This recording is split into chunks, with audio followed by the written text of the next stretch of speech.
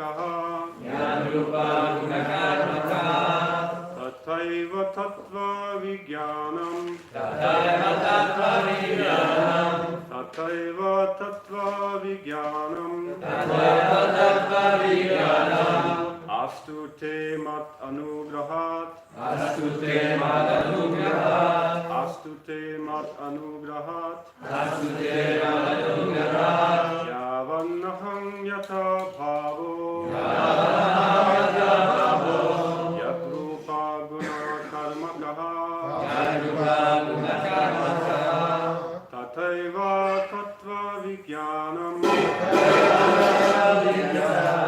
Astu te mat anugrahat Astu te mad anugrahat Yavanaham yata bhavo Yavanaham yata bhavo Yadrupa gunakarmakaha Yadrupa Gunakarmakaha Tathaiva tattva vijnanam Tathaiva Tattva Vijnanam Astu te madanugrahat Astu te mad anugrahat Yavanaham yata bhavo Yavanaham yata bhavo Yadrupa gunakarmaka Yadrupa Gunakarmakaha Tathaiva tattva vijnanam Tathaiva Tattva Vijnanam Astu te mad anugrahat Astu te mad anugrahat Yavanam yata bhavo Yavanaham yata bhavo Yadrupa gunakarmaka Yadrupa Gunakarmakaha Tathaiva tattva vijnanam Tathaiva Tattva Vijnanam Astu te madanugrahat Astu te mad anugrahat Ladies, Yavanaham yata bhavo Yavanaham yata bhavo Yadrupa gunakarmakaha Yadrupa Gunakarmakaha Tathaiva tattva vijnanam Tathaiva Tattva Vijnanam Astu te madanugrahat Astu te mad anugrahat Yavanaham yata bhavo Yavanaham yata bhavo Yadrupa gunakarmakaha Yadrupa Gunakarmakaha Tathaiva tattva vijnanam Tathaiva Tattva Vijnanam Astu te madanugrahat Astu te mad anugrahat Yavan, Yavan as I am as I am in my eternal form. in my eternal form. Aham, Aham I. I Yata, Yata in whichever manner. in whichever manner Bhavaha, Bhavaha transcendental existence. transcendental existence. Yat, Yat whatever. whatever Rupa, Rupa various forms and colors. various forms and colors. Guna, Guna qualities. qualities. Karmaka, Karmaka activities. activities. Tata, Tata Tata eva, Tata eva exactly so. exactly so. Tattva Vijnanam, Tattva Vijnanam factual realization. factual realization. Astu, Astu let there be. let there be.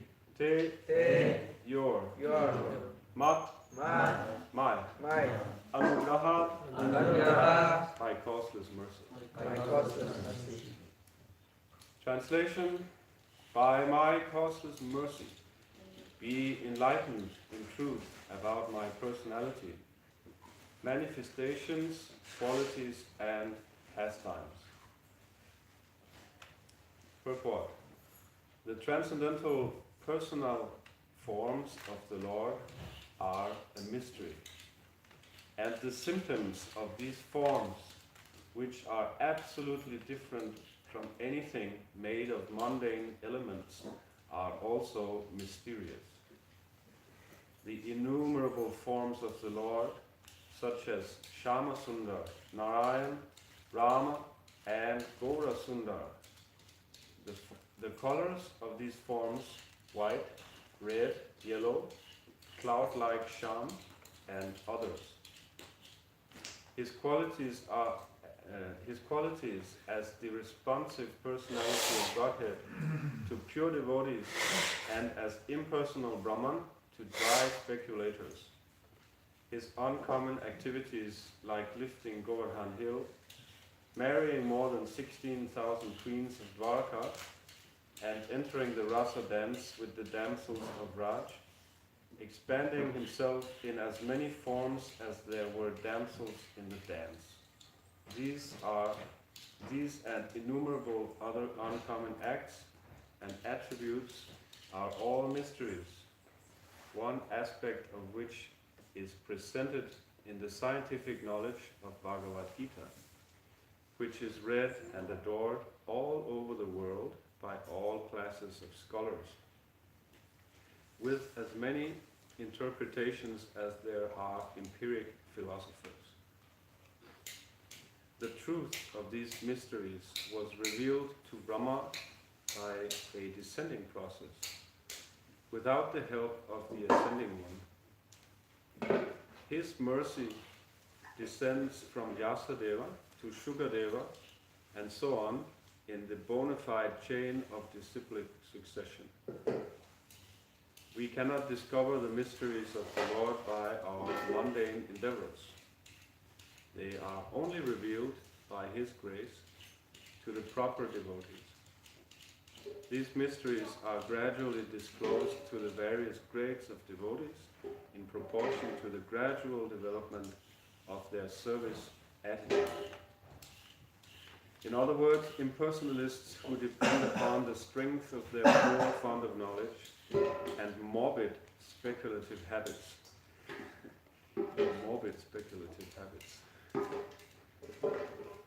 Without submission and service in the forms of hearing, chanting, and the others mentioned above, cannot penetrate to the mysterious region of transcendence, where the supreme truth is a transcendental person, free from all tinges of the material elements. Discovering the mystery of the Lord eliminates the impersonal future realized by common spiritualists who are merely trying to enter the spiritual region from the mundane platform.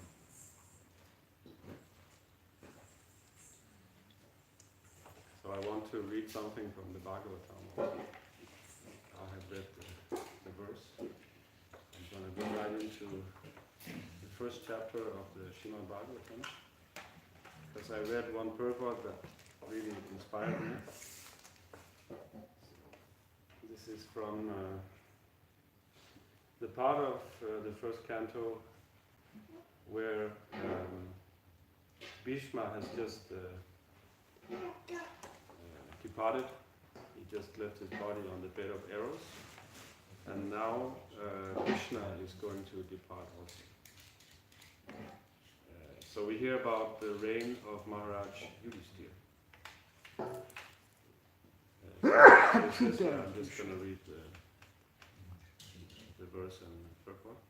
During the reign of Maharaj Yudhishthira, the clouds showered all the water that people needed, and the earth produced all the necessities of man in profusion. Due to its fatty milk bag and cheerful attitude, the cow used to moisten the grazing ground with milk. So we're a little bit down to earth now, in comparison to the Chaitanya Charitamrita. It's more on my level. So the purport is fantastic. Purport: the basic principle of economic development is centered on what is the land and the cows. And this is in italics. When Prabhupada wanted to say something important, it's only in the first canto. He put it in italics. And that you don't see later because Prabhupada himself, it was also edited, but Prabhupada did a lot of things himself in the first canto. So the land and the cows. The necessities of human society are food grains, fruits, milk, minerals, clothing, wood, etc. One requires all these items to fulfill the material needs of the body. Certainly, one does not require flesh and fish, or iron tools and machinery. Gopal says that. Our founder Acharya. During the regime of Maharaj Yudhishthira, all over the world there were regulated rainfall. There was regulated rainfall. It says rainfalls. I don't think in English that you can say rains or rainfalls. This is also Prabhupada's original. Prabhupada, it's not fault finding or anything. Prabhupada, his English was not so polished, so you can still see some remnants from that here. Rainfall is not in the control of the human being. The heavenly king Indra is the controller of rain, and he is the servant of the Lord. We can tell when they have this, what do you call this meeting they have, this, for global warming, and what is it called? The G20, huh? Yeah, they really think they can control the climate. They're so fucked up. They really think that they can do something about the weather. They can't do anything. We're just like little ants, even in comparison to the demigods. They're having big meetings. They think they can make a difference in the climate. It's totally ridiculous. It's just you can just laugh. So, the heavenly king Indra is the controller of rain, and he is the servant of the Lord. When the Lord is obeyed by the king and the people under the king's administration, there is regulated rain from the horizon. And this rain is the cause of all varieties of production on the land. Not only do regulated rain help ample production of grains and fruits, but when they combine with astronomical influences, there is ample production of valuable stones and pearls. Grains and vegetables can sumptuously feed a man and animals, and the fatty cow delivers enough milk to supply man sumptuously with vigor and vitality. If there is enough milk, enough grains, enough fruit, enough cotton, enough silk, and enough jewels, then why do the people need cinemas, houses of prostitution, slaughterhouses, etc.? What is the need of an artificial, luxurious life of cinema, cars, radio, flesh, and hotels? Has this civilization produced anything but quarreling individually and nationally? Has this civilization enhanced the cause of equality and fraternity by sending thousands of men into a hellish factory and the war fields at the whims of a particular man? This is very relevant. Notice equality and fraternity.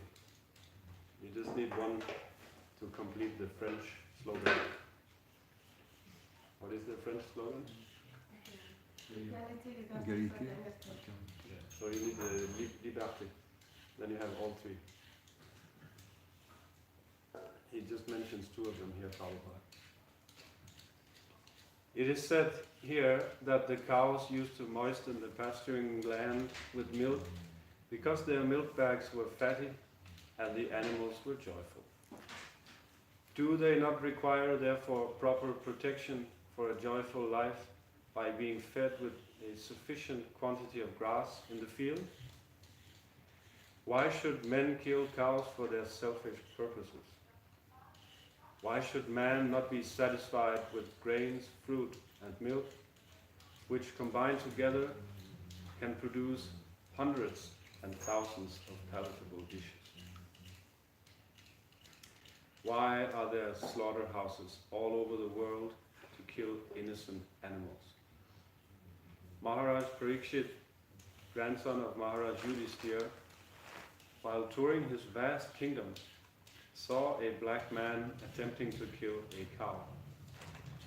The king at once arrested the butcher and chastised him sufficiently. Should not a king or executive head protect the lives of the poor animals who are unable to defend themselves? Is this humanity?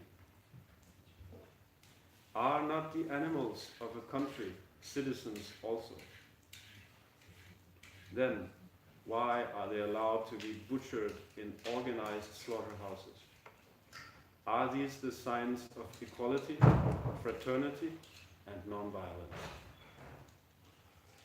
Therefore, in contrast with the modern advanced civilized form of government, an autocracy like Maharaj Yudhishthira's is by far superior to a so-called democracy in which animals are killed and a man less than an animal is allowed to cast votes for another less than animal man. It's also very relevant.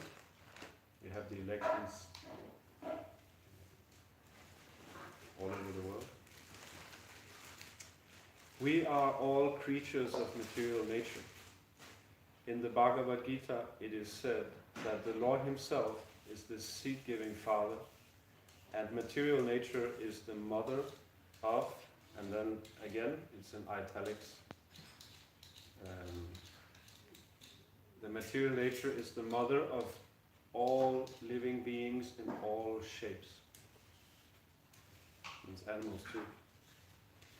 Thus mother material nature has enough foodstuff both for animals and for men, by the grace of the Father Almighty, Sri Krishna. The human being is the elder brother of all other living beings. He is endowed with intelligence more powerful than animals for realizing the cause of nature and the indications of the Almighty Father. Human civilizations should depend on the production of material nature without artificially attempting economic development to turn the world into a chaos of artificial greed and power only for the purpose of artificial luxuries and sense gratification.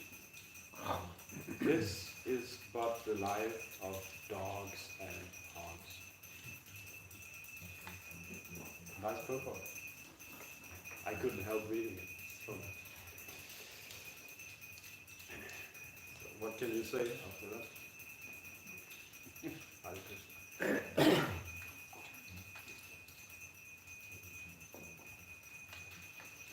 So, one point we can draw out of this purport is also that because people don't understand why there's war. But there's war because a lot of people needs to be punished. Because we are butchering animals on an industrial level. So human beings have to be butchered on an industrial level too. That is the law of karma. So Krishna organizes world wars so that this can happen. And it's a little bit controversial to say that, but I hope that it's okay to say that here. It should be okay. Because we understand that nothing happens by chance. It is not that God is some evil person who just punishes people as he feels like. Actually, Krishna himself does not punish. He has his agents he doesn't need to do that.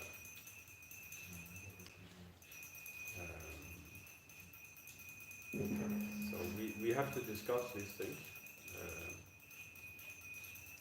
Why the world is in such a state that it is in now, we can understand why. And one very big reason is that we are slaughtering animals in the, it's like factories. Formerly, that didn't exist in the same way that we see now. And you can see also that the wars formerly were quite different. At least in the very old days, the soldiers, they would meet on the field and they would fight. They wouldn't kill the innocent civilians. So that's better. It's not, that doesn't mean that it's wonderful, but it's better. Now I just heard that in Ukraine there was a missile who went into Poland by accident. They don't really know who it is, but it even went into a different country. It shows how dangerous modern warfare is. What to speak of the civilians in the same country. So, and actually in Krishna's time, warfare was something noble. And there were certain rules how you should fight. You wouldn't fight someone who is superior to you or stronger. You would fight equals. And you wouldn't, if you're on a chariot, you would not fight infantry. At least you would get down from your horse. And if the person had no weapon, then you would wait for him to pick up his sword. So many different rules. And this is all in the Vedas. Nowadays, you could get killed in your sleeping bag, you know. People, they don't care about these rules. Still there are some rules, but I think that these rules are being broken too. What they call the Geneva Convention.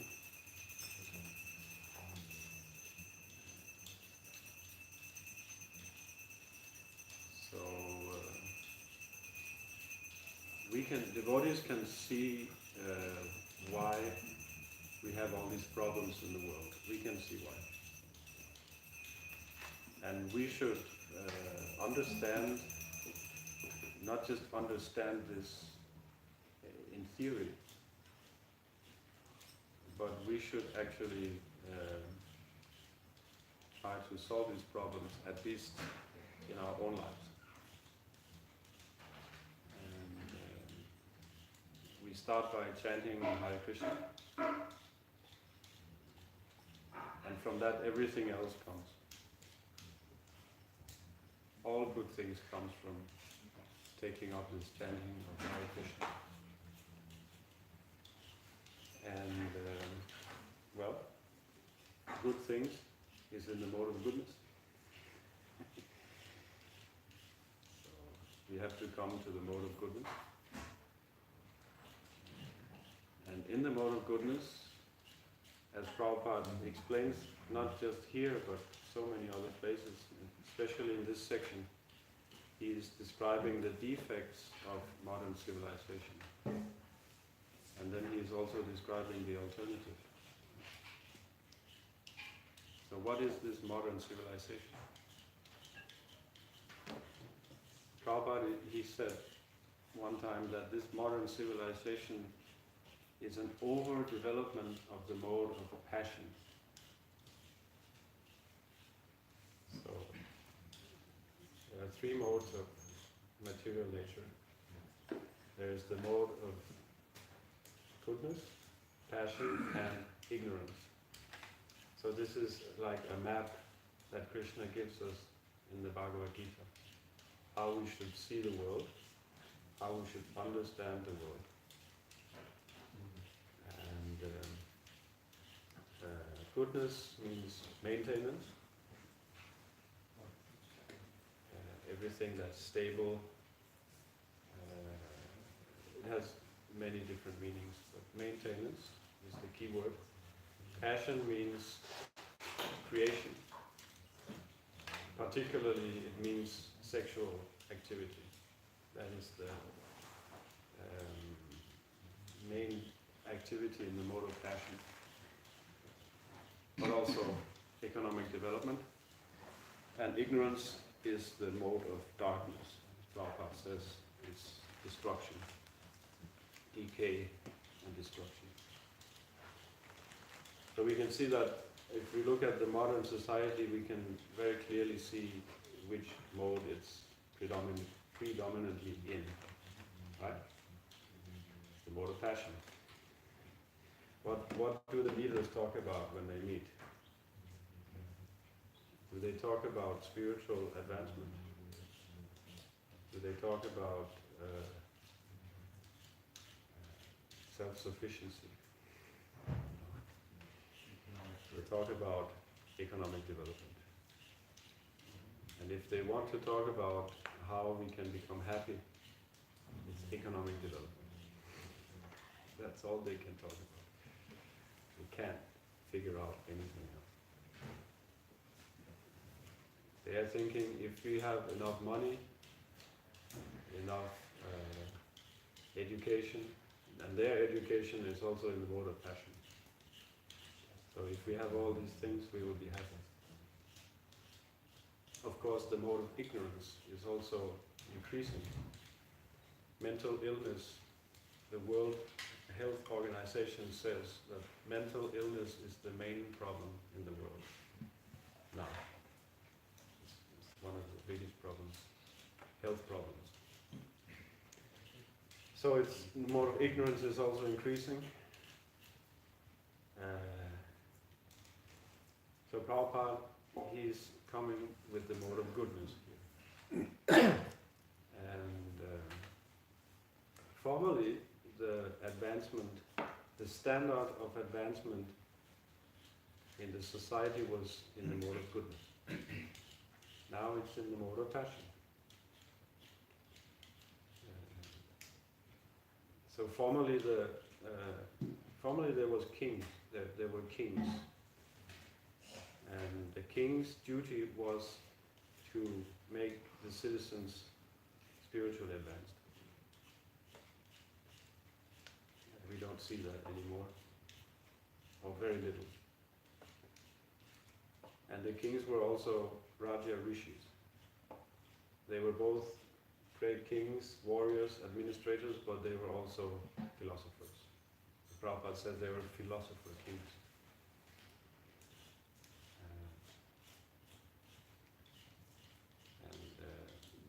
The best king was, the good quality of the best king was that he would listen to his Brahmana advisors. So we can see that actually the Brahmanas, they are the actual leaders in society. The king is just the executive head. And we need to learn that also, maybe in ISKCON. You can have an executive temple president or practical leader, but the real leader is the Brahmana, or you can say the spiritual master. And you have to follow his guidelines. And then everything can work out. We are thinking that the leader is the one with the money, right? You got the economy, that's the real thing. This Brahmana is, okay, this is very cute, but actually the one who's got the wallet, he's the real leader.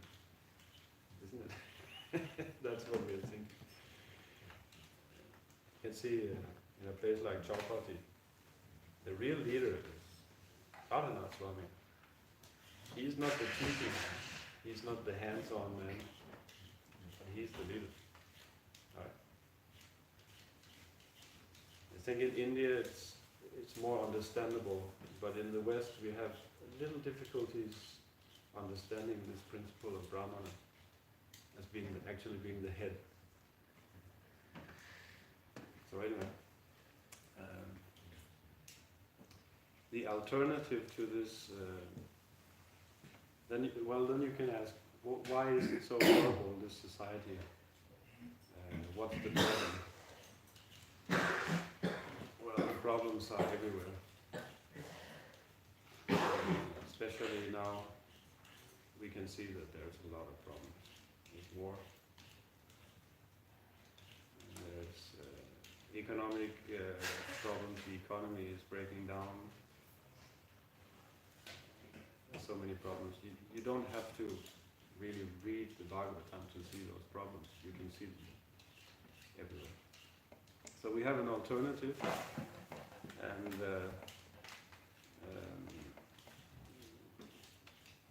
we are not so advanced in following that alternative yet, but we should gradually try to follow Prabhupada's instructions in how to, as he starts this purport, he says the basic principle of economic development is centered on land and cows, not tractors, because even you do farming. Okay, let's have a big tractor, you know. No. It's based on animal, they say in French, la traction animale. So, that means bulls, oxen, working oxen. We want to get oxen where we live. We haven't got it yet, but we really want to get it in the springtime.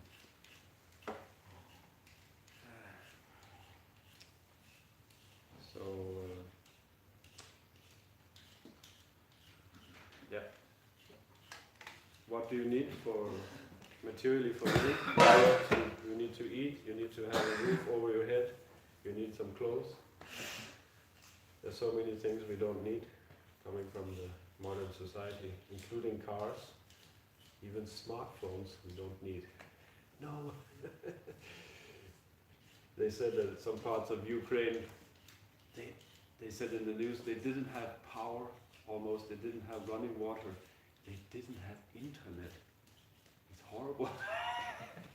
It's like something, you know, okay, we don't have power and water, it's not good. But can you imagine they don't have internet?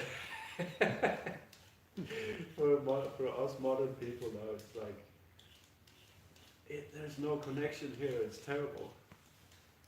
Isn't it? It's so crazy. So you need to, basically the main thing you need is food. And that you can grow yourself. Every man should grow his own food, Prabhupada said. Every man. He's not just talking about certain group of people, he says everyone. So,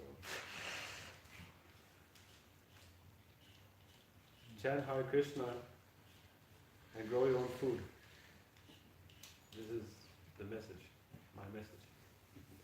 Maybe there's some questions, comments. Are you totally against the use of any kind of machinery and any kind of technological development?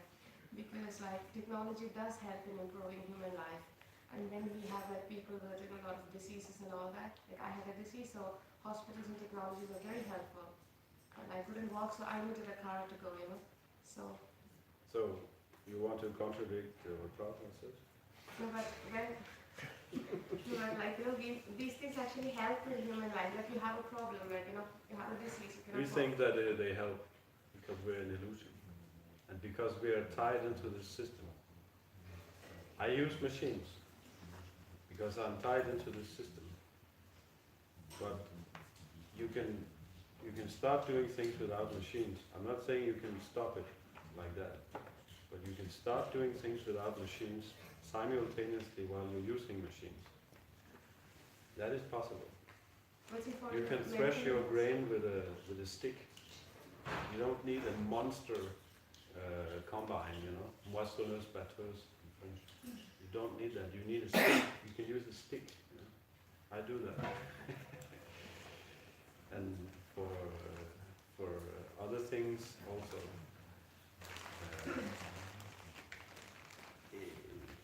It's a gradual development. We cannot just say, okay, now we don't use any machines. Prabhupada says here, he says, this is our founder, Acharya, and if you accept him as our founder, he says that we don't need iron tools and machines. Prabhupada What says, about the medical industry, you can, pharma industry? you can discuss with Prabhupada if you don't agree. This is what he said. And then he also said that we can use machines in Krishna's service, like airplanes, typewriters. And we don't have typewriters anymore. At that time, typewriters, this was advanced technology. But that does not mean that, because Prabhupada says we can use machines in Krishna's service, that does not mean that it's an absolute principle that we should just remain in this. We should make advancement. And my policy is I use machines for some things, but at the same time I try to learn how you can do without. Because one day there won't be any gasoline. One day there won't be any electricity. One day there won't be any internet. No! That's horrible, that's the end of the world. And you might say that I don't believe that. There will always be these things. Why do you think that? But how can you say that it's like that? We can see so many civilizations come and go. Roman Empire, Egypt, so many. They didn't have electricity. They came and went. What about this modern civilization? Is that going to stay here forever? Is it? Do we really? At the same time, in Vedic times, you can see that some people have some very advanced mechanisms because electricity was existing. Some cities were defended by some wires or like that. And some people, they had some these flying saucers, and they had some fighting between those people and those from the Vedic, following the Vedic way of life. So We had it mystic always powers. Mystic powers is different from our gross modern technology. and, That is more advanced, but they didn't need all these things like electricity at that time. They had other, if they needed to do things, they could use mystic powers. Like there's a temple in India, in Ellora, which is built out of, we can stop after this, but just say this last thing. Have you heard about the Shiva, the cave temples from Ellora? Ellora. Yeah. They're built out of one rock. I mean, the massive rock in the mountain. It's made out of that. They didn't put pillars, they didn't put rocks on top of each other. The pillars are the rock itself. The whole thing is one rock. You understand what I mean? How did they do that? They're sitting like this. And the debris from all the rocks that came out of excavating this huge temple complex, it's nowhere to be seen. In miles distance, you cannot find. They have no trace of what happened to all this debris. So they could have had mystic powers. They could have had help from the demigods. For sure, they were very, very advanced, but they didn't need a lawnmower. They didn't need all this gross, actually, it's very gross technology. So for different reasons, they were much stronger. We are weaklings. Nowadays we are weaklings. They used to be able to carry 100 kilos like that, 100 years ago. 100 kilos. Now in Denmark they have like a law that you cannot carry more than 11 kilos. It's like a law for the workers, We're weaklings. People used to be able to work. They didn't need so much technology. And another thing that people used to have lots of children. So if you have 10 children, you have workers. You don't need a tractor.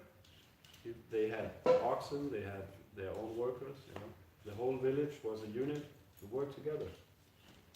You didn't need to produce tons and tons of grains or whatever for selling. You would produce for yourself. If you produce for yourself, you don't need to work so hard. You can make enough grains for one big family in 2,000-3,000 square meters. That's it. And you can do that with very simple machines or very simple technology. I have a sewing machine that I push. It's one line.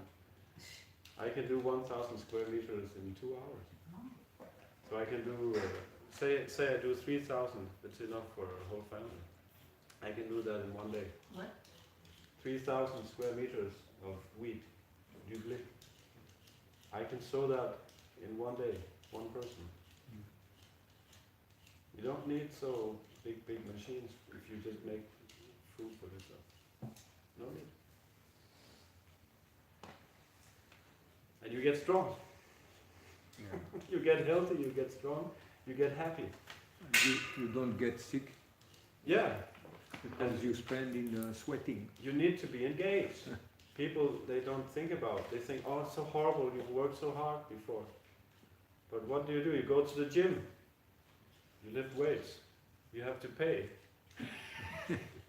Go and work in the field. It's free, you get food. And you are engaged, you're happy, and you have social life, you work with the whole family together. Krishna's system is the best. This modern civilization is bad. Okay, one more. You said that the solution for this modern civilization is to chant Hare Krishna. For devotees, it might be clear.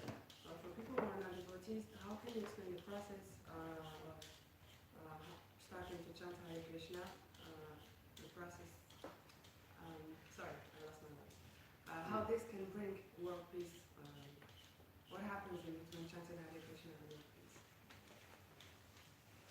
That's a big question. I don't think everyone will take it up and chant 16 rounds. That's very few people. Prabhupada, the same place, in the first canto, in the same part of the Srimad Bhagavatam, Prabhupada has a vision for a Krishna conscious state. He has this vision. And many people may think, oh, this is fundamentalism. You mix religion with government. But Prabhupada does that. And he doesn't say that everyone in the country should chant 60 rounds or even follow the four regulative principles. Because he knows that they're not going to do that to everyone. So he gives some practical things that you can do. He says, close the slaughterhouses. If the king is a devotee, you close the slaughterhouses, the big industrial. You close the breweries, where they make alcohol, and the cafes. No, that's horrible. This type of thing. And you have to get married properly. You cannot stay, girlfriend and boyfriend. You have to get married. So these are some practical. And then the chanting of Hare Krishna will be, in the streets. There will be devotees preaching. So it has a huge effect that I think that we don't understand what a big effect we have, what a huge impact we are actually having on society. I think we have a huge impact. We may not see it immediately. For example, Ravindra Sarup, I'm always quoting Ravindra Sarup, he is a scholar, devotee, and he has a PhD in religion. And he says that since Prabhupada made the Bhagavad Gita as it is, and since it's been distributed for so many years, it has become the standard understanding of scholars of the Bhagavad Gita is that the conclusion is that you should surrender to Krishna. Did you know that? This is, I don't know if all over the world, but he says that it's become more and more the standard, even if they don't do it. They accept now that, that's a big thing, a big thing. Isn't it? Anyway, we can stop Can I now. say something, please? We can officially stop if you want to go Oh, yeah, and continue I'm this. sorry. Yeah, you can. A few comments, So I want to confirm about, I'm reading a book of a French scholar, Jean Frappé, he's a friend of some devotee, and about Sanatan Dharma, and he's presenting Prabhupada Bhagavad Gita as the conclusion, and I was really happy to see that. So that's happening in France also. And also, there's a series of books by Indian devotee called Sadeh. There was a series of books about cow, milk, and the end of modern civilization, the end of the oil, and it's very, very good. And the practical stuff. Sadeh. I have the books. Indian devotee? Indian devotee. It's got all kind of diplomas. And this is confirmed, like, I don't know, about 20 years ago, there was embargo in Cuba, oil embargo. United States didn't give any more oil. So what did they do? They started plowing with oxen? They started the oxen. And now they because they had no oil. So now they're very happy, with they're doing it without much oil, Even in Romania, I have some Romanian customers. They are still maintaining the side of the road where you cut the grass. They do that with bulls. Maybe not everywhere, but they still do it. And she said to me, she's a well-educated woman from Valençay. She said that when the oil will be finished, we will have an advantage in Romania because we are cutting the grass, the public, routes. We're cutting it still with bulls.